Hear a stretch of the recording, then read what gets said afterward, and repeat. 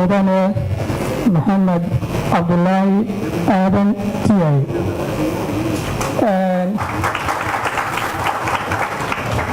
dhalinyarada qabanqaabisayna sidii hore loo sheegay waa dhalinyaro Soomaaliyeed oo istilqaantay jecelaysatana inay soo dhaweeyaan walaalkeen Maxamed Cabdullaahi Aadan Tiyay. hadal badan ina furna dabcan caawa ma taqaanaa meeshaan soo dhaweyn qurux badan iyo hadallo badan oo taariikhi ah ayaan jecelahay inay meeshaan ka dhacaan. marka aniga waxaa lii xil saartay soo dhaweynta keliya waa idin soo dhaweynayaa mar kale iyo mar labaad iyo mar saddexaad. sharafta dhammaantiin waxaan ku salaamayaa salaanta islaamka. assalaamu calaykum waraxmatullaahi wabarakaatu. salaan kadib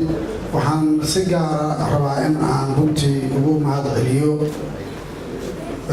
fanaaniinta caawa halkan ka soo qayb gashay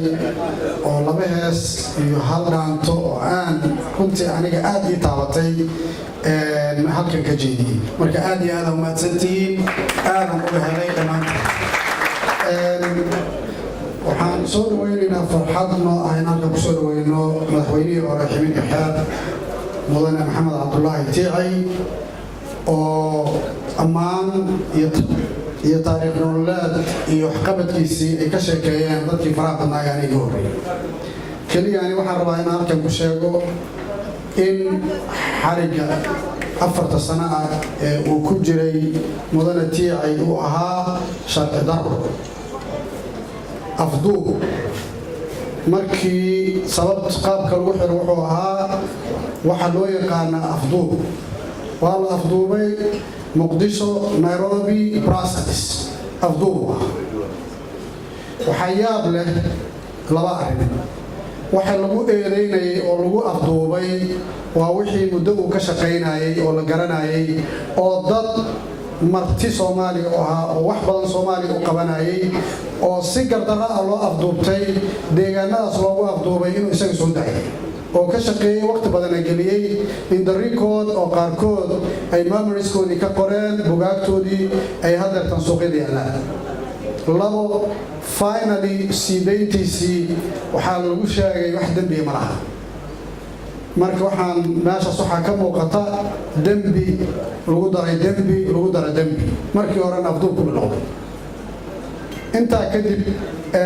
waxaan farxad runtii aan la wadaagayaa dhammaan inta halkan fadhisa oo soo dhaweyntiisa ilaa maalintii uu yimid ilaa caawa halkan u taagan. waxaan leeyahay aad iyo aad mahadsantihiin mudanayaasha iyo marwooyinka iyo dhammaan inta magac kastoo ku fadhisaan waa inii mahad celinayaa. waxaan rabaa inaan aad ugu mahad celiyo akhyaartii soo abaabushay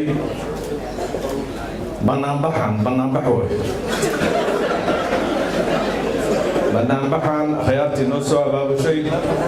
aan ku soo dhaweynayno inuu walaalkeen dalkiisii iyo dadkiisii dib ula midoobo kadib dulmi badan oo lagu sameeyey. aad iyo aad baan ugu faraxsannahay. waan ducayn jirnay, munaasabadaha waan ka qaybgeli jirnay, qoraallo waa saxiixinay, wax kasta waa samaynay. laakiin alxamdulilaahi waxaa ah in walaalkeen maanta meeshaan nala joogo. waxaan rajaynaynaa walaalka kalena inuu noo imaan doono. waxa adduunka ugu daran oo ugu xanuun badan oo qofka bini'aadamka imtixaanada soo mara ka mid ah iyo dhibaatooyinka waa in la tuhmo asagoo waxba galabsan, ama in la masabito, ama in la dulmiyo sabab la'aan, ama in xoog lagu muquuniyo ayadoo dadkoo dhan u jeedaan haddana inuu qofkaasi waxba galabsan, haddana aan waxba la tari karin, dowladii aysan waxba tari karin, dadkiina wax badan aysan geysan karinoo ay tahay wax dalkaada dibaddiisa, qaaradaada dibaddeeda, qaaradda ku xigta xitaa maaha. wax intaas leeg adduunka imtixaanada dadka soo maray ugu waaweyn yihiin. imtixaano dad badan oo magac leh soo maray oo diinteenna ku xusan oo Nabi Yuusuf aad ogtihiin 7 sano u labay. Nelson Mandela oo meydkiisii xitaa dadku isku ciriiriyeen madaxweynayaasha adduunka tagayay isagoo nool iska daa asagoo dhintay ayaa la sharfay dulmigii loo geystay awgeed. marka maantay iyo maalmaha soo socdaba waxaan u dabaaldegi doonnaa wax taariikhda maxamed cabdullaahi tiicey madaxweynihii hore galay oo runtii ah ayagu waxay lahaayeen wax u dhima laakiin creditkiisii iyo meeqaamkiisii kor u qaaday. waxay kuu gali doontaa dadka halganka Soomaaliya galay ayaad ku biiri doontaa, waayo waa soo sabirtay, ehelkaadi waa soo sabreen, intii ku jecleed waa soo sabirtay, laakiin ugu dambeyn dulmigu waa tiiro gaaban yahay, waa socod gaaban yahay, ma socod dheereeyo meel dhuxu ku xuurtooda. waa xuurtooday, walaalkeenna waa nala joogaa. maxamed afweynena oo nin runtii dowladda Soomaaliya xil uga magacawnaa, shaqadu hayaan ognahay, aan wada shaqaynay aniga laftaydu mararka qaarkood maraan dowladda qaranka u shaqaynayay. ninkaasna waxaan codsanaynaa mar kale oo dowladda Soomaaliya oo wiilasha diaasbarada ah ay madaxda ka yihiin, waxaan ka codsanaynaa inay la xiriiraan dowladihii ay baasaboorradooda wateen, noogana soo daayaan ninkaas odaga ah oo dowladda Soomaaliya yacni sarkaalka ka ahaa, inay u gurmadaan oo aan lagu fiirsan. kolley walaalkeen baa nooga warrami doona, laakiin inaan lagu fiirsan inuu meeshaas kusii jiro oo sannado kale cimrigiisa ka mid ah ay qaataan. gabagabadii waxaan rajaynaynaa sidii xildhibaan Mahad Salaad uu sheegay in madaxweynuhu tegi doono deegaankii. baahi weyn baa looga qabaa. meesha Cabdi Qaydiid laga soo dhaweeyey ilaa iyo meesha maxay ahayd Beledowle ilaa halkan waxaa weeye Cadaado ilaa Gaalkacyo ilaa Dhuusamreeb ayay dadku istaagayaan. halkaasaa dadka hadda joogaane, halkaas inaad tagtid hadda meesha askari iyo meeshaan waxaa lagu xiray sidoo hore dadku xor ma aha, ma dhaqaaqi karaan. askarigaa lagu xiray meeshaasaa dadku xor yihiin, inta tagtid sidii oo kale lagu soo dhaweeyo. annaguna waa ka qaybgalaynaa, waana mahadsan. iyo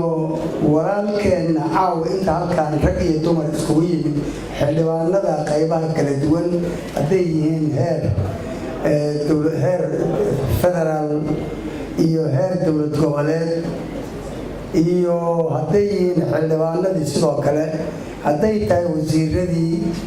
dadka mudanayaasha oo halkan caawa magacooda aanan ku soo koobi karin. waxaan rabaa inaan dhammaantiin idin idhaahdo asalaamu calaykum waraxmatullaahi wabarakaatu. salaan kadib, munaasabadan caawa ilaahay iskuukaya keenay walaalkeen madaxweynihii hore maxamed cabdulaahi aadan tiixey oo ilaahay ku soo celiyey dalkiisii isagoo nabad qaba, kana soo bixiyey gacantii cadowgii ku tashaday inay intaa iyo ka badanba gaartaa ilaahay ka soo bixiyaan ugu xamdiyay. mudane tiixey waxaan ku leenahay soo dhawow. haddaadan shaqayseen oo dalkaada u shaqayseen oo aadan wax qabateen laguma xireen. qofkii wax qabta oo shaqo qabta oo bulshada u shaqeeya, waxaa run ah in ay ku imaan karayaan arrimahan iyo arrimo la midiba waa ku dhici karaan. walaalkeennii kale oo asaga laftigiisa lala xirayna ninka la yidhaahdo maxamed cabdi, isagoona ilaahay waxaan ka rajaynayaa inuu gacantooda ka soo baxo oo munaasabadan oo kale asagana aanu ku soo dhaweynaa rajaynayna. intaa kadib, walaalkeen maxamed, annagu aqoontu ilaa heer baan isnaqiin. maamulkii galmudug ee hore iyo maamulkii xibiniya xeeb ayaanu waxaan ka wada shaqaynaynay muddadii oo xilka hayay, aniguna aan muddadaas aan isku soo gaarnay wada shaqayntii isaga iyo meeshaan cabdiraxmaan shaati cadde iyo rag badan oon caawa halkaan aanan hadda ku soo tiri karin magacyadooda waxay ahaayeen dadkii aas-aaska wax uga dhigay ballaarintii midnimadii isku keenidii galmudugta maanta jirta ayay ka mid ahaayeen waxaana iyaga uga dambeeyey hal mid baan uga nasiib fiicnaado dhammaystirkii ballaarintaan joogay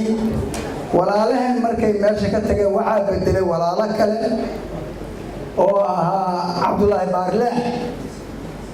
iyo madaxweyne ku-xigeenkiisii cabdikuus ayaa bedelay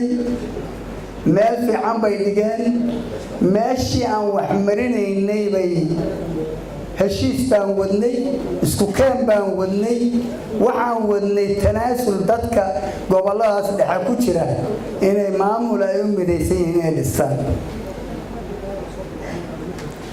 arrimahaas waxaa ilaahay suurtogeliyey markii aan isku nimid maamulkii xibin iyo xeeb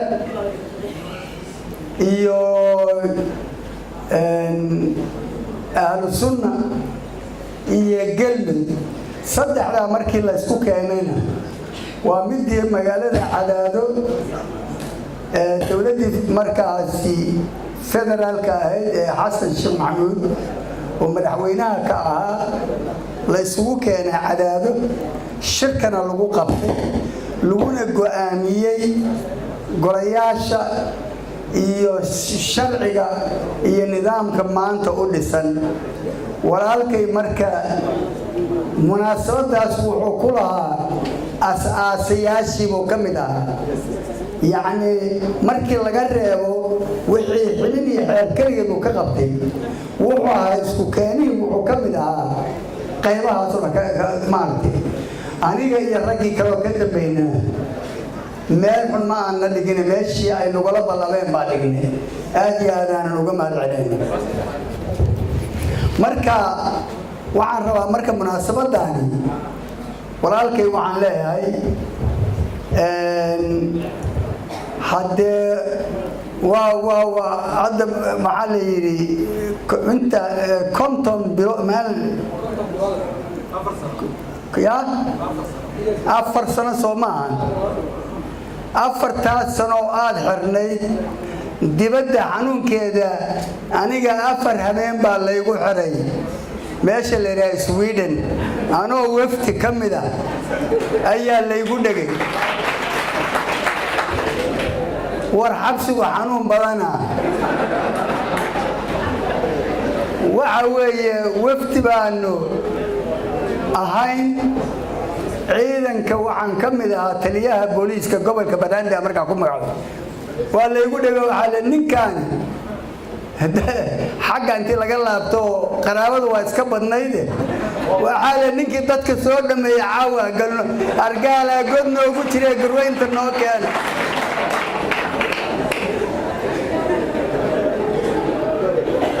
waa dhibsanayay runtii gardaradii waxay noqotay maxkamadii in la keeni waayo dadkii dacweynayay in la yiraahdo noloshooda khatar galaysa hadii maxkamadda la hor keeno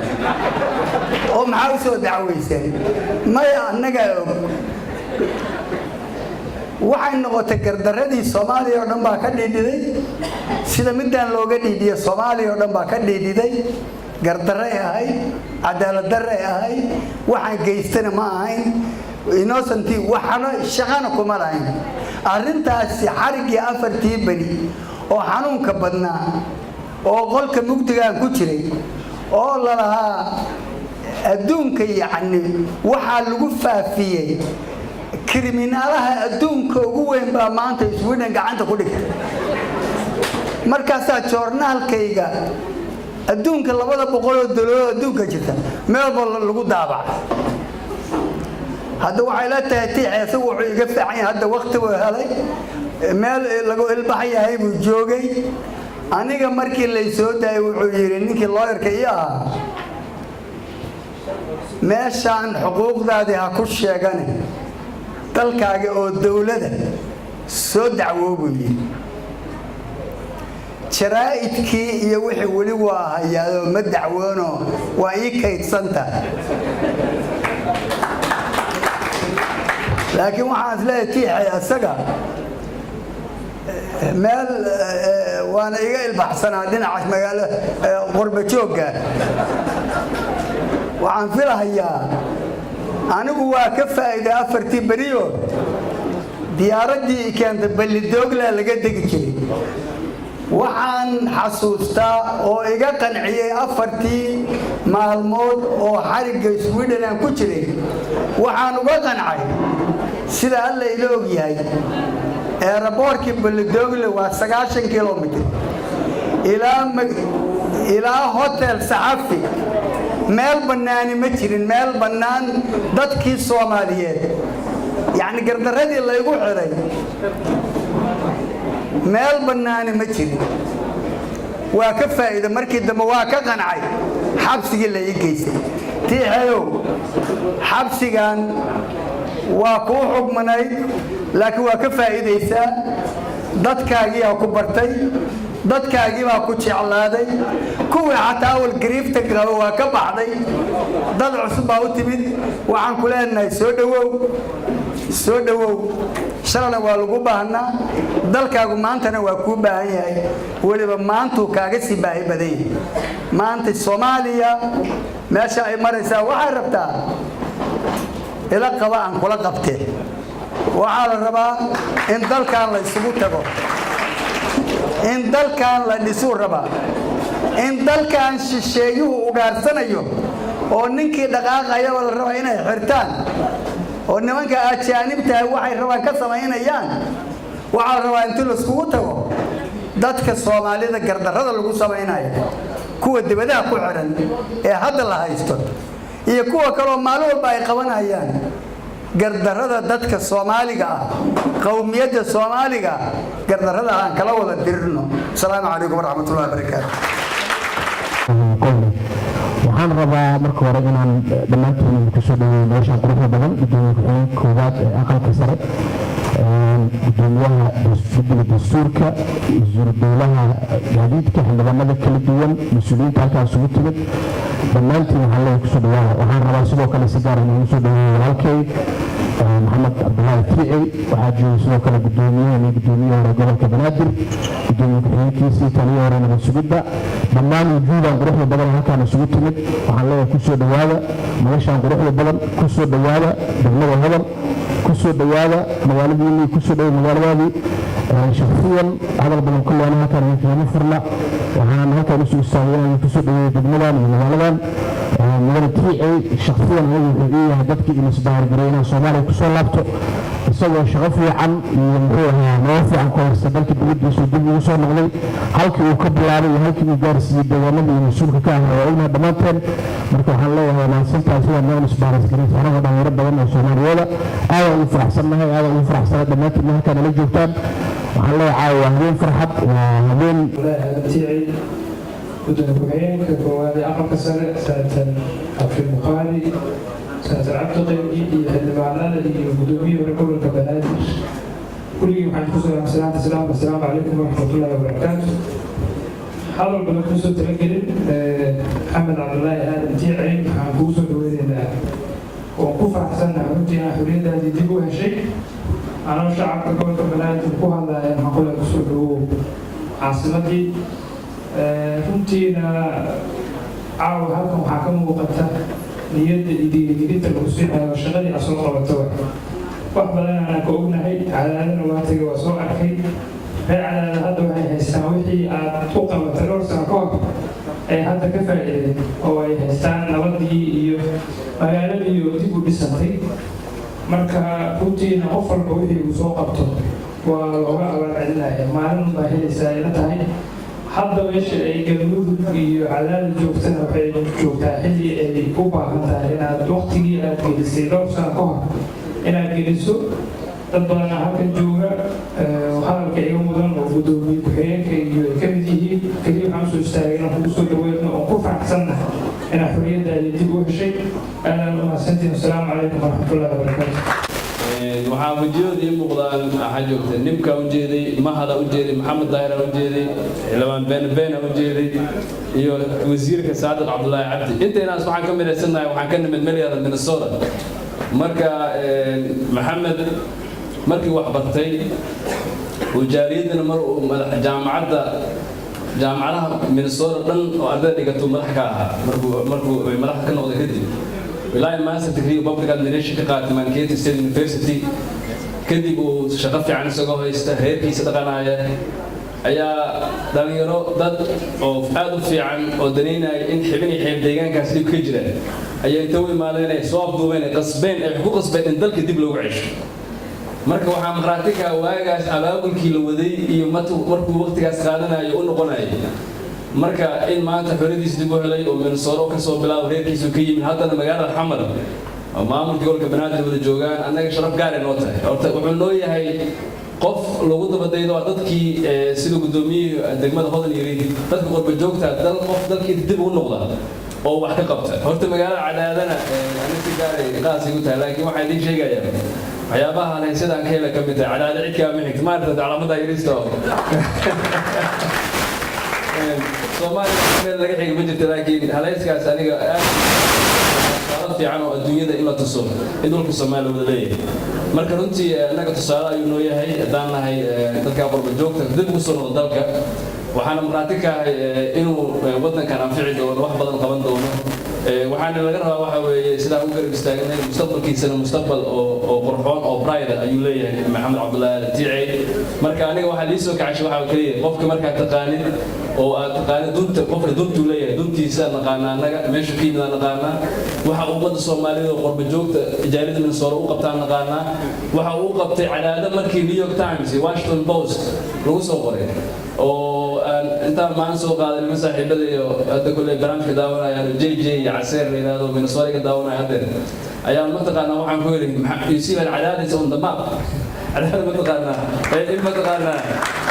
السؤال اللي يقول محمد الله تيعي نبضين وذي وسنة عبد القيد كشي كينا إن ديجان كاس ورنتي تجيبها وحتى روح في سوق قرب جوجا وتقميت رغم كيسي أنت كشقي والنبض كشقي مركا أنا وحلينا هذا هو فرحسنا أنا حلوان كأنا كان هاي لما حلوان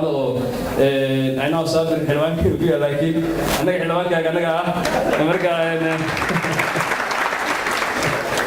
runtii waan u mahadcelinayaa xildhibaan saabir iyo dhammaan dadkii soo qaban qaabay xafladan quruxda badan si gaar ah ninka anaga qaal noogu yahay waxa la noo inaan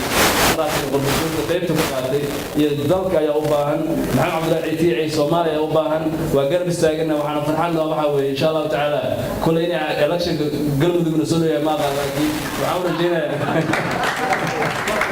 لكن وحاول الجيني أمتقنا مستقبل ونكسن مدحوينها هذا قلنا لكم فرينا بتبعنا وهي كل ما جعلها اسمه هذا ما ستين waxaa qabanayso waa geedkaasaan tiimku u noqonaa dadka dhow mudaya amba muro la cuno noqonaya marka dee muro la cuno geeda haddaad abuurto gudaha dadkii cunay waa ku ammaanaya geedkaad abuurto hadduu tii noqdana dadku mudo waa ku habaanaya soo ma marka malaha waa dad runtii soo halgamay intaa kadib waa kaftane waa mahadsan tahay gudoomiye ku-xigeen koowaad ee aqalka sare iyo xildhibaanada sharafta leh iyo saaxiibkeena caawa gogosha iskale tiicay madaxweynihii hore xiriir xeeb iyo dhammaan dadka kasoo qayb gala halkaan runtii arrintaan oo kale waa wax loo baahnaa qur-aanka waxaa ku jirta aayad aad u xigmad badan فإن شكرتم لأزيدنكم حديث كله وحاجة النبي عليه الصلاة والسلام يقول من لم يشكر الناس لم يشكر الله marka saaxiibkan waqti waa mudaysay meel wuxuu ahaa dadkiisii ku soo noqday ayadoo xaalku intaan ku yahay degmadii uu ku dhashay xalka ka soo bilaabay xaarxaaray usoo dhawan adeegay kadibna imtixaan galay marka wixii uu soo qabtay iyo imtixaankuu galay iyo waxaas oo dhan ayadoo laisku duuduubayaba in caawa arrintaan iyo arrin ka weyn loo sameeyo wuu mudnaa waa madaxweyne adiguna waxaad xaqiiqsanaysaa inaad dadku jecel oo ugu yaraan geedka aad talaashay weligiisi macaanaa soo dhadhamiyey halkaan joogaan intaa kadib waa soo koobayaa sheekuusi wadaayo wuxuu og tahay reer galmudug ma shilbaan reer galmudug waa shilbaan shirka reer galmudug lagu sheegaa caawa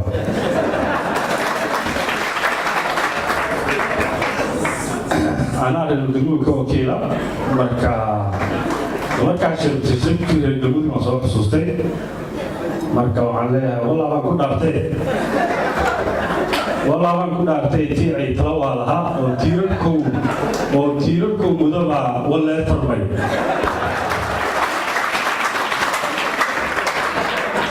marka shiribka reer galmudug lagama waayo ilaahay intaas ugu fiican marka oguraan ama dhaaraa u horeysa ama dhaaraa u dambaysa marka taana waa shiribka reer galmudug waa shirib suudiyoorsa intaa kadib madaxweyne waa mahadsantahay aniga waxaan ahaa dadka cadaad tegay sideedaba waxa la qabanayo waa dhagax dul saaran aniga cadaada markii maamulka laga sameynaya dadkii tegay oo ciidama ka sameeyey oo raggii maamulka meesha jooga u tegay aan kamid ahaa haddaan dhagaxaas aadan dhigi lahayn galmudugta maanta ma dhisantay waa riyaalata meesha jooga ogyahay gaalkacyo dhagaxuu dhigay saaxiibkay abtigay cabdiqilgiid dananka asigana sidoo kale dhagax kuusamareebaa la dhigay halusunaa dhigtay dhagaxyada la isu geeyay galmudugaa laga dhis marka runtii haddaan intaa la samayn lahayn fiiri meesha maamul ka jira meelaha kale waa ka nolol fiican tahay cadaad markaan tegey eedoon galmudug shirki xataa weli la sameyna meesha tegey waxaa nidaamka ka jiray magaaladan kusoo wareegay dadkii aan wareystay dadku dowladay ahayd dowladnimadu waa adiga degmada aad joogto inaad dowlad ku tahay dowlad aan degmadaada ka jirna adduunkaba ka jirta macnaha kuu samaynayso dadkaas dowladay ahayd waad ku mahadsantaa runtii arrintaana waxay sababtay in dabcan waxa hadda jeer ay halkan yimaadaan runtii waa ku mahadsantihiin hadda intaa xirleed dadkii ka tiiraanyuunayay oo ka xanuunsanaya ku jirnay waa ilaahay mahadiina maanta nala joogto adoo dee weli tahay kale madaxweynihii hore waxaa tahay xiriyahe marka arrintan kaftana waan ka odaayo dadka horta hadda xilalka haya nicmo aysan haysan ay jirto oo dadkii xilalka ka degay ay haystaan macnaha madaxweynihii hore gudoomiyihii hore taliyihii hore waa nicmad oo dhaleecayn la-aan nicmad oo dhaleecayn macna xilka markaa haysoo lagu dhaleecayna sidaasuu yeelay waxaa soo haday marka weli jagada mas-uuliin ogaada magac weli waa jiraa laakiin dhaleecayn la-aana la socota marka runtii waa dadka oo hadda xilalka haya nicmada inay ka maqan tahan u sheegaa haddaan ugu ducey lahaa inay si kale u qaataana laga yaaba laakiin arrintaa ka bisiida salaamu calaykum xibin iyo xeeb mudane tiicii waxaan leenahay 4 sanood xorreeday waxaad ku iloobi kartaa soo dhoweynta caawa ay ku sameeyeen shacabkaaga muqdisho ku nool ee walaalaha ah waxaan rabaa inaan salaamo gudoomiye ku-xigeenka koowaad ee aqalka sare xubnaha aqalka sare ka joogo wasiiru dowlaha xubnaha baarlamaanka federaalka taliyihii hore nabad sugidda qaranka gudoomiye ku-xigeenka gobolka banaadir iyo dhammaan bahda saxaafadda gabdhaha iyo wiilasha waxaan leeyahay dhammaantiin asalaamu calaykum waraxmatullahi wabarakaatu salaan kadib waxay tahay soo dhoweyn haddaaya markuu caddo soo istaagay ayaa shaati cadde markaan maqlo waxaan xasuustaa oday nabadoon ahay oo qaali ahaa marka odagaasaa dhalaan u malaynaya marka wuxuu yidhi caddow shirib ha kasoo tegin meeshaadoo shirbin marka caddo shirib loogama fadhi haddaan naga joogo markaan hal shirbahay waxaan leeyahay tiicii taladu way mudneed wuxuu ka tegay taariikh ife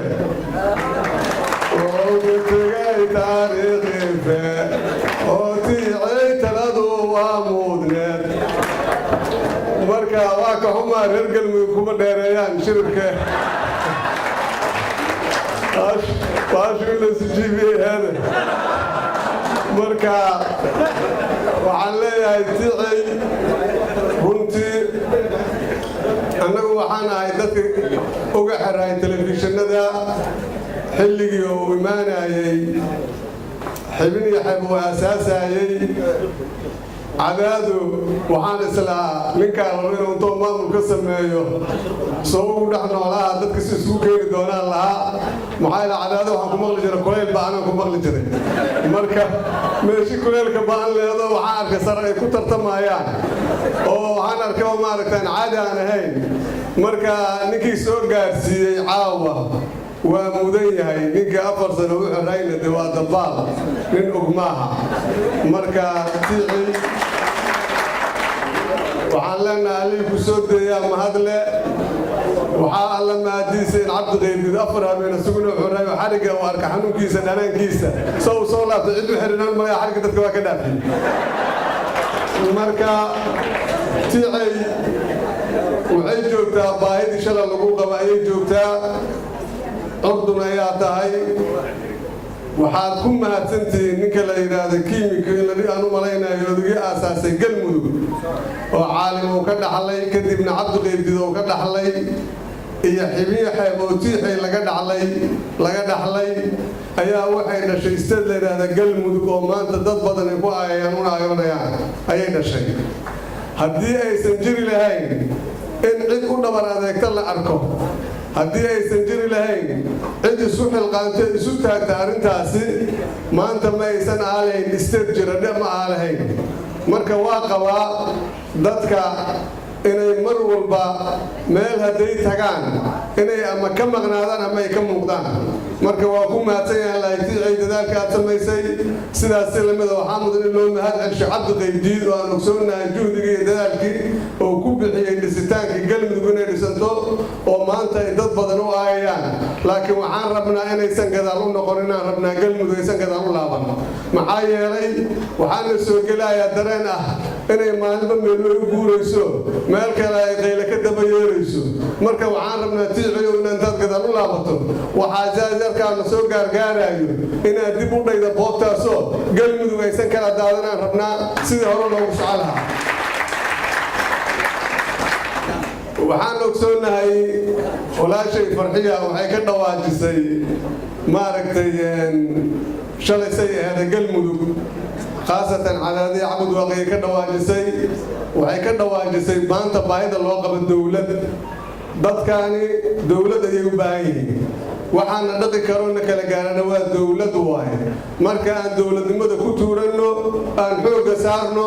xooggayna iyo maskaxdayna iyo xoolaynan aan dowladnimo isugu geyno dowladduna waxaa la rabaa waa meerto maanta yuusufaa jooga bir cali imaana saadam cumara imaanayo sidii sanatar cabdiqaybdi uu ka dhawaajiyana in gadaal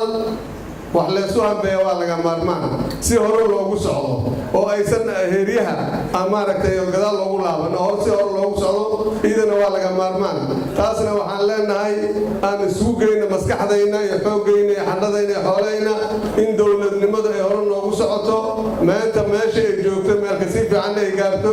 aad iyo aad mahadsantihiin waxaan leenahay mar labaad iyo mar saddexaad tiicay ku soo dhowow magaaladaadii ku soo dhowow dadkaaga iyo dalkaaga oo xiiso badan kuu qabo waanana aaminsannahay meesha shalay aad joogta caawadka si himilo fiican tahay horu soco asalaamu calaykum waraxmatullah talada dantiri waxaan ka baqay inaan qaar ka tago marka bahi boqol sano joogtiin waxaan ku salaamaya salaam islaam assalaamu calaykum waraxmatullahi wabarakaatu salaan kadib mudane madaxweyne soo dhowow oo ku soo dhoweynaynaa sidii saaxiibadii iga horreeyey ku soo dhoweeyeen waxaan ku leenahay dalkaaga ku soo dhowow dadkaaga ku soo dhowow deegaano kuu baahan ku soo dhowow oo magaalada muqdisho ugu horeydo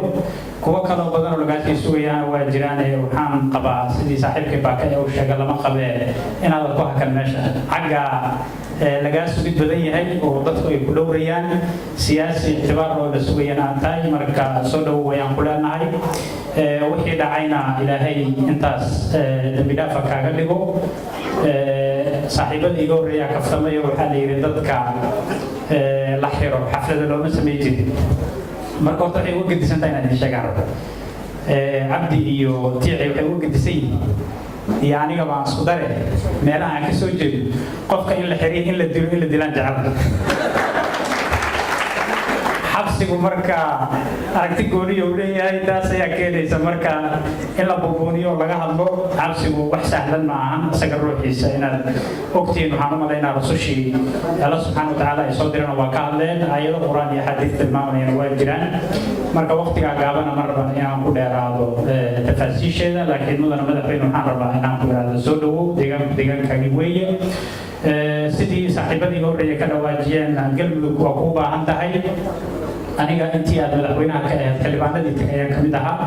sanadkii 2013 madaxweyne tiicay isagoo xibin iyo xeebka madaxweyne ayaan tegay soo dhaweyn aad iyo aad u qiimo badan nagula sameeyey wafdigii ra-iisul wasaare saacidaan la socday waan dareemi karnaa xilligaas duruuftii meeshaas ka jirtay iyo sida loo aasaasay maamulkii meeshaas ka jiray iyo dadku say ugu diirsadeen runtii waa aad iyo aad loo mahadiya ayay ahayd marka baahidii shalay ay galmudug ku qabtay maantana ku qabtaa waxaan ku leenahaa marka ku soo dhawow ilagu sugaan xisaabta ku darso hilmaamo hawshu kanta ka sahlantaha waa fadhiyaano badan marka waxaan leeyahay dhammaantiin walba masafkiisaan ku salaamay iyo qof walba iyo gabar walba intaa kadib waxaan rabaa dadka mas-uuliyiinta saddexda gole ka fadhiya mas-uuliyiintii gobolka ka jooga banaadir dowlad goboleedyada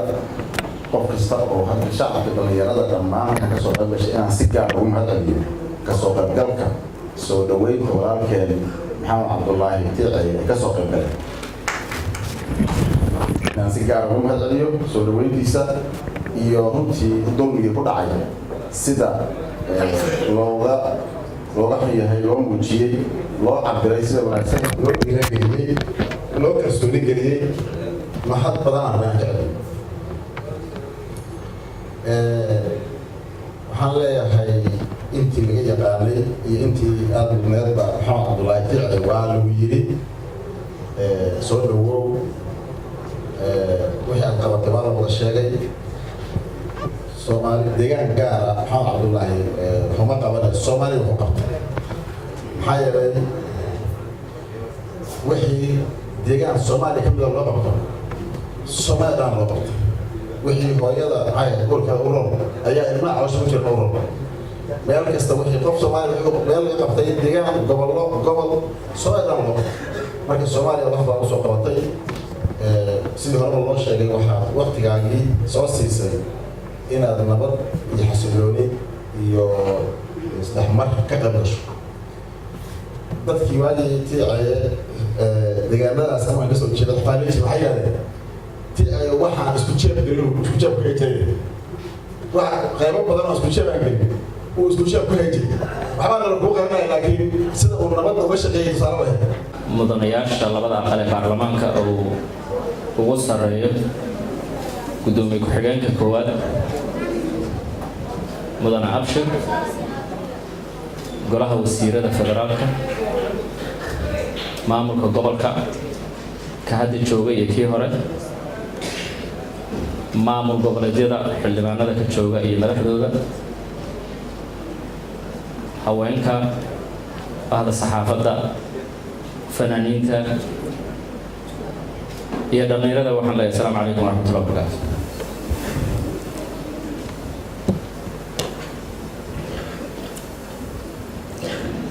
runtii mahadoo dhani waxay u sugnaatay allahiina abuuray balse waxaan rabaa inaan u mahad celiyo soo dhaweynta karaamada qabanqaabada sharafta mas-uuliyiinta ka soo qayb gashay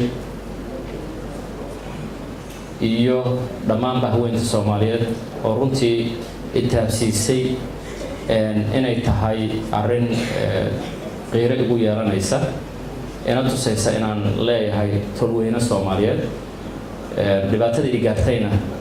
aan maaragtay iga baabiinayso ku ilooba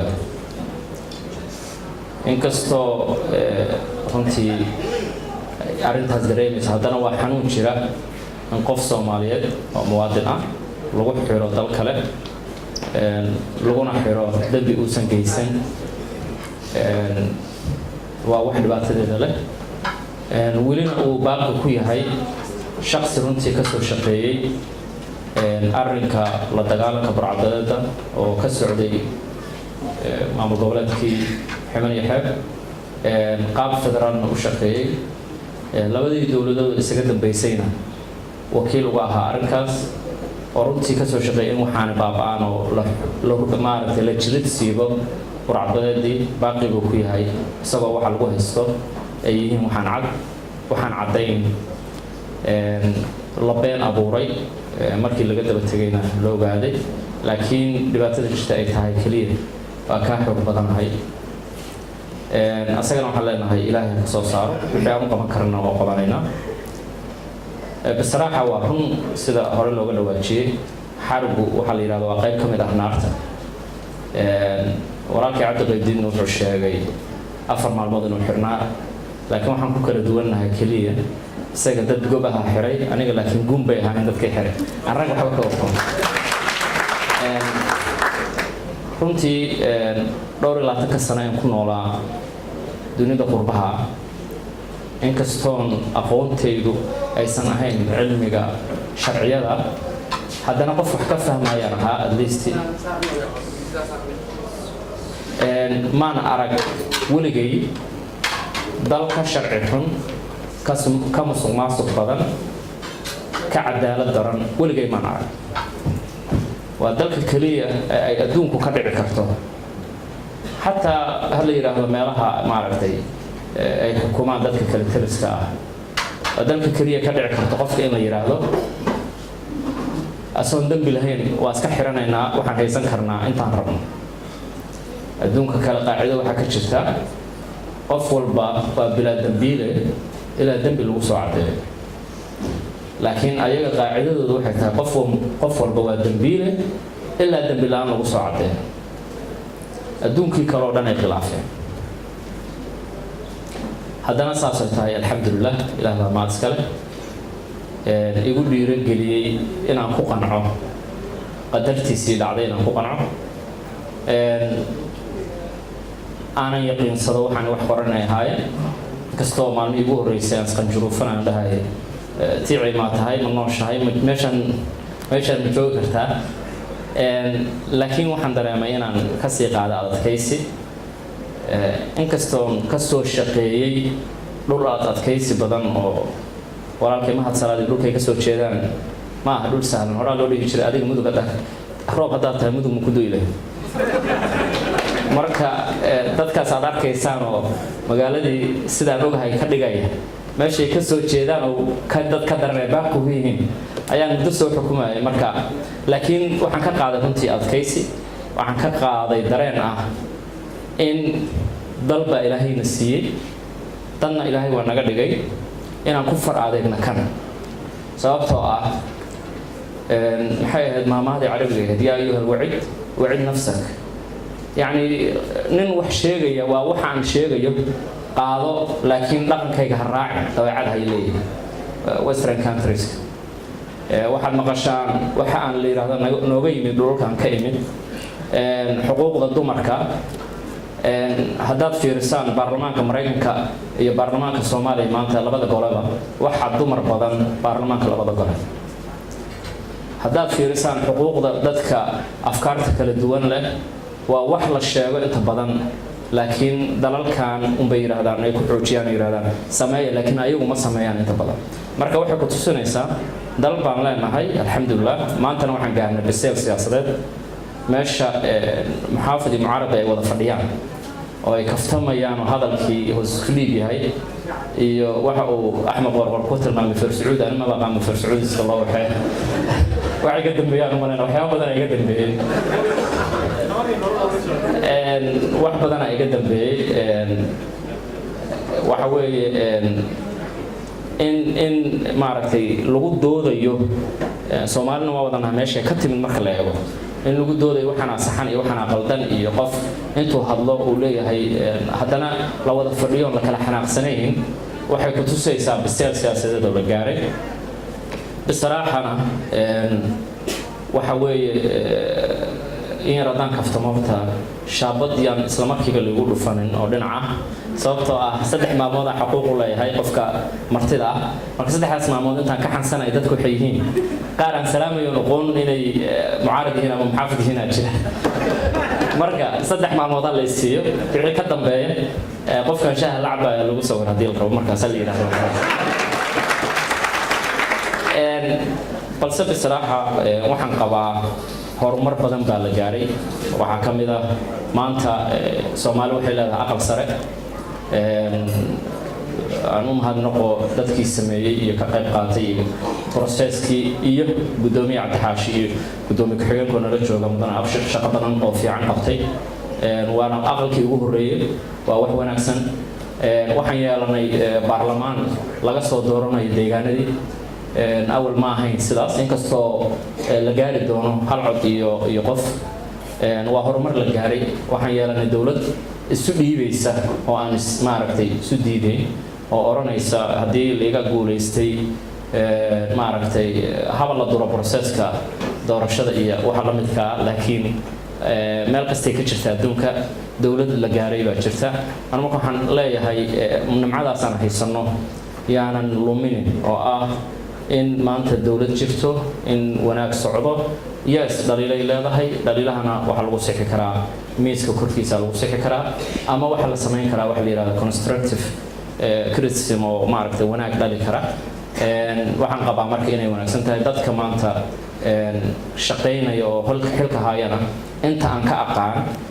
waa dad runtii aqoon u leh cabqarina ah ama ha ahaadaan ما عرفتي قلوب برلمان أما هذا أقل سرق أما هذا قلوب دولة مركب ونصيب عن يالني وحن قبا أن كل دجنو أنا قلنا مر والبا وعدي وركيبو وحن تاجر سنة هاي ودولة نمو هي من نمو هي عدالة يهرمه تاسع وفلان مال والبون شوقه يس وما نبى مال يسوم رئيسه وروتيننا وانا قاري دونا مال بوحدة لكن بروسيس كسته أو لماريو وبروسيس لو باهي هاي إن لمارو سيدا أنا نقول أركاي حل واحد شفتي كان الديوان ولا صومري حليدي لصومري بحل كستبا ديوان كصومالي ده وحوكا قالي إن هاي مدلوب باهنا إن لغو توابش صوتا هل مالين لما كعو لما نقدر كرو waxaan runtii rabaa intii aan xirnaa waxyaabo badan isbedelay dad baa timo u soo baxeen dad baa timo waayay dad baa dhintay dad baa maaragtay dhashay laakiin mid waxa jirta runtii igu dhalisay murugo aad u badan aadna aan uga naxay oo ahayd dhacdadii Oktoobar 4-keeda runtiina aan Ilaahay uga baryayo dadkii ku dhintay dhacdadaas iyo intii ku dhaawacantay intii wax ku soo gaareen oo bukaan socodka waliba hadda ah oo dad badan oo waxa jira macna ahaan iyo aqal ahaanba dhibaato ay soo gaarsiisay waxaan leeyahay Ilaahay faraja u furo intii dhimatayna Allah u naxariisto waxaan qabaa inay tahay dhacdo aan la ilaabi karin sababtoo ah inta ugu maqaalka ah waxay ahayd dhacdadii ugu weyneed oo Soomaali ay ku dhimato inta la eeg ayay ahayd sidaan dareemayo marka waxaan qabaa in aan runtii la murugoono arrintaas xasuusna aan ka dhigno inay maaragtay jirto haddii Ilaahay inta badan markaan meel ka soo istaago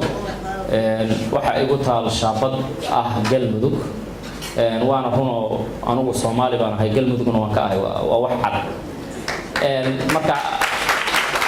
xaq baan u leeyahay inaan ka hadlo ما أورانيو إنتان ماذا حدث وصلاح وحول بوا أوكي عيال كسدي مركيسن عينه هيسن لو سيفيو يس واحد شراء ضلت في عنه بالصنحي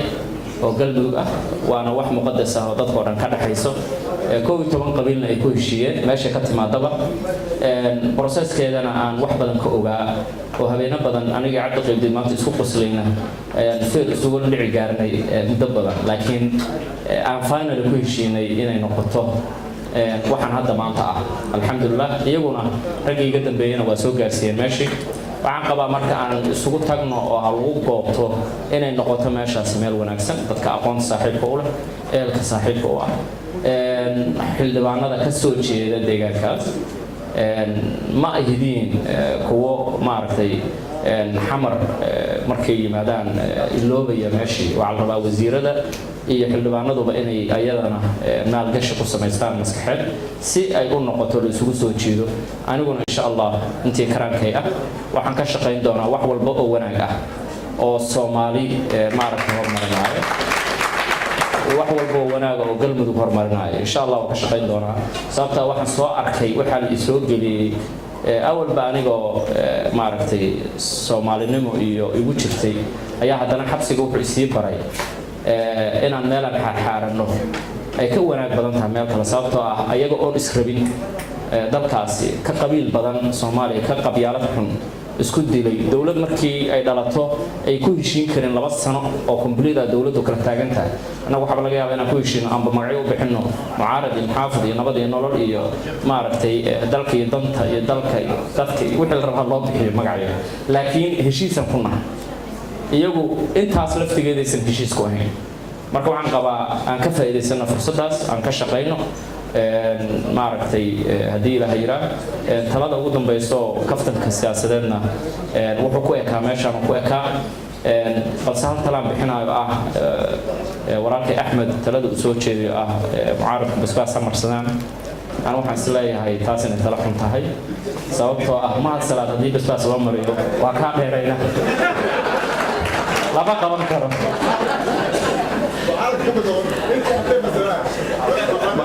انت حتى هدي مرصدان هذيك اذا كديرينا marka lama qaban doono aakhirkii waxaan rabaa inaan runtii maaragtay waxaan rabaa anigoo maaragtay humble ah isla markaasna dareensan shucuurta aan qiyaasi karin aan dhihi lahaa shucuurta aad igu abuuraysa inaan idin mahadnaqo sida sharafta leh igu soo dhaweyseen magaaladaydii igu soo dhaweyseen Soomaaliya igu soo dhaweyseen dalkayga igu soo dhaweyseen igu soo baxdeen ina muujiseen hili hooba inaad la kala taagneedeen runtii ducadiini iyo maaragtay taageeradiina waxaan ka dareemay meesha aan joogo maaragtay 1000 smiles ay u jirto sababtoo daaqada dabayl macaan ka soo gali jirtay marka duceysaan marka waa dareemi jireen adinka idinka timid marka waa ku mahadsantihiin waxaan leeyahay thank you all